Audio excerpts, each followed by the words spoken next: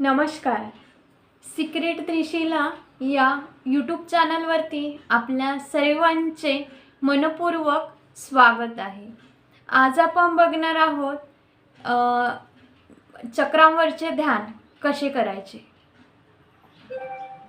आपल्याला चक्र किती आणि कोणते हे सुद्धा सांगणार आहे. आपल्या शरीरामध्ये मुख्यतः 3 नाड्या आणि 7 चक्र आहेत. आता हे 3 नाड्या म्हणजे कोणत्याच तर इडा, पिंगला आणि मध्य सुषुम्ना. डाव्या साईडला असते ती इडा, उजव्या साईडला असते ते पिंगला आणि मध्य जागी असते ती म्हणजे सुषुम्ना. ह्या झाल्या 3 नाड्या.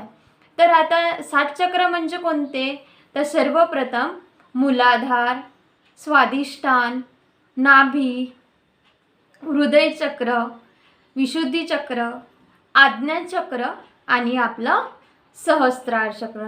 हे झाले आपल्या शरीरातील सर्वात महत्त्वाचे 3 नाड्या आणि 7 चक्र. तर त्यापैकी आपण आज सर्वप्रथम पहिल्या मूलाधार चक्राचं ध्यान ह्या चक्रावर कसं करायचं ते बघणार आहोत.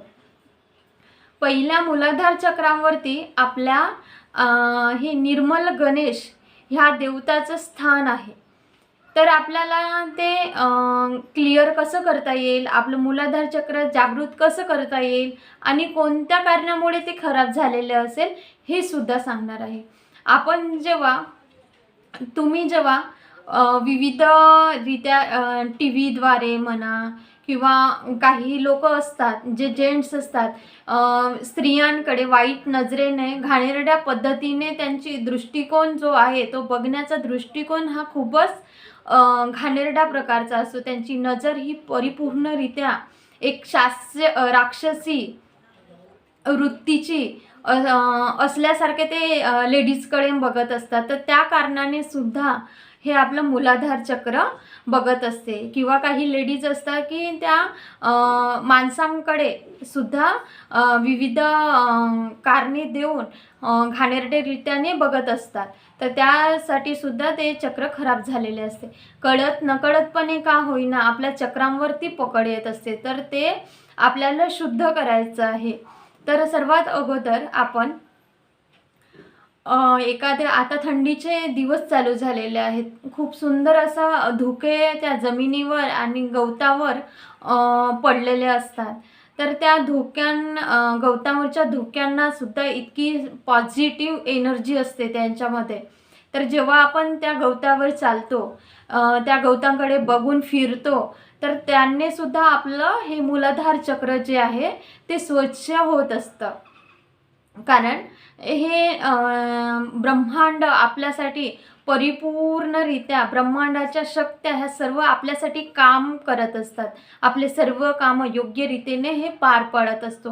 जेव्हा आपला विश्वास असतो एखाद्या गोष्टींवरती तेव्हा ते कार्य परिपूर्णरित्या सफल झालेलं असतं. तर आपल्याला मूलाधार चक्राविषयी जाणून घ्यायचं आहे. सर्वात प्रथम आपण मांडी घालून सुखासनामध्ये बसून घ्यायचं आणि सुखासनामध्ये बसल्यावर आपले दोन्ही तळवे हे परिपूर्णरित्या आकाशाकडे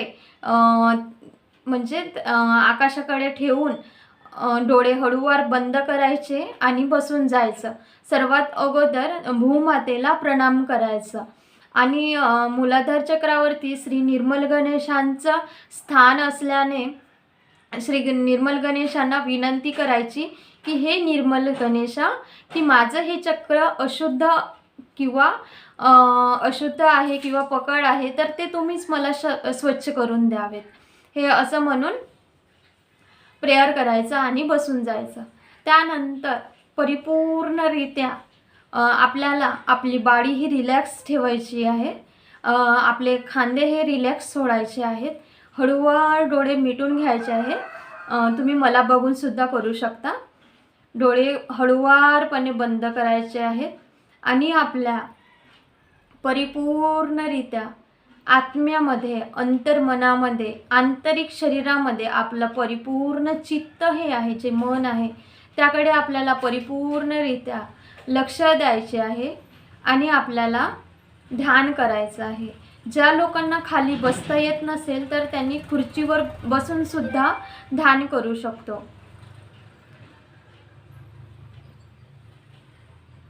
आपल्या पाठीचा कणा ताठ आणि आपली मान थोडी वरती अशी उंचावलेली असावे आणि आपले डोळे हे बंद असावे. दोन्ही तळवे हे आकाशाकडे असतील, म्हणजे आपल्या दोन्ही मांडीवर ठेवायचे आहेत.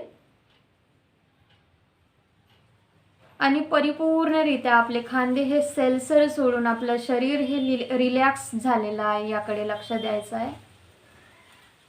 हळुवारपणे श्वास घ्यायचा आहे, हळुवारपणे श्वास सोडायचा आहे. त्यानंतर आपलं मूलाधार चक्राकडे चित्त न्यायचं आहे. आपलं मन पूर्ण लक्ष केंद्रित मूलाधार चक्र हे गुदद्वाराच्या खाली त्याचं स्थान आहे. त्या स्थानावरती श्री निर्मल गणेशाचं स्थान आहे. तर आपल्याला आपल्या मूलाधार चक्रावरती लक्ष नेल्यानंतर ते लक्ष केंद्रित करून परिपूर्णरित्या तिथे आपल्याला क्षमा मागायची आहे. त्यानंतर हळूवार श्वास घ्यायचा. श्वासाला थोडं थांबवून ठेवा. हळूवार श्वास सोडायचा आहे.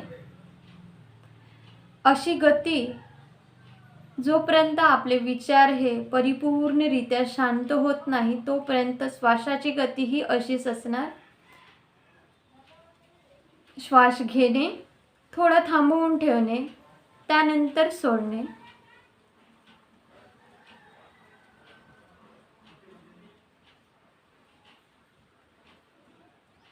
या पद्धतीने त्यानंतर आपल्या परिपूर्णरित्या शरीररूपी मंदिरामध्ये आपल्या आत्म्याचं स्थान आहे.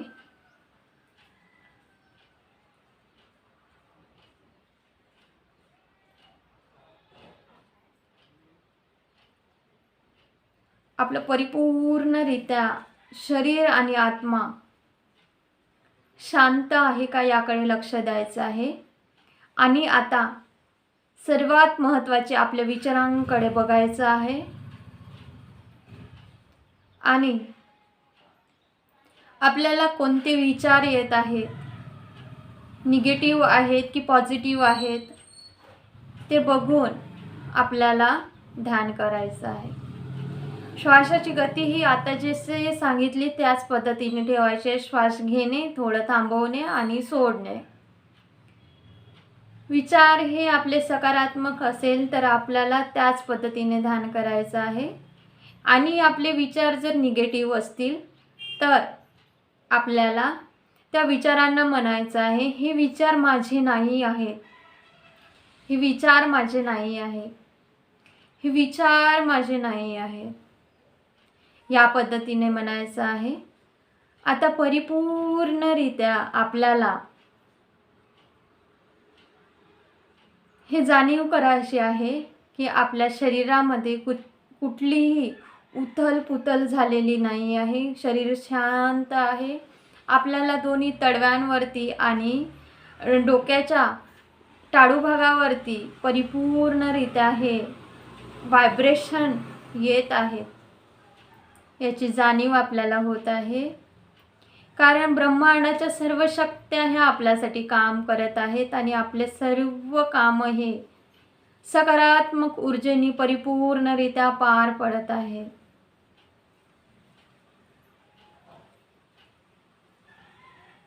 व्हायब्रेशन्स म्हणजे आपल्या हातांवर थंड एक कंपन झाल्यासारखी जाणीव होत आहे, तेच म्हणजे व्हायब्रेशन. थंड जाणवत आहे ते म्हणजे व्हायब्रेशन. आणि ज्यांच्यामध्ये खूप ऊर्जा, खूप गरमी आणि निगेटिव्ह विचार असतील त्यांना थोडं गरम जाणवेल, तर ते जसं जात आहे त्यांना जाऊ द्यावेत. आणि आपल्या शरीराच्या अंतर्मनामध्ये, आपल्या आत्म्यामध्ये श्वासाकडे लक्ष केंद्रित करून आपल्या श्वासाची गती ही थोडी हळूवारपणे करून घ्यायची आहे.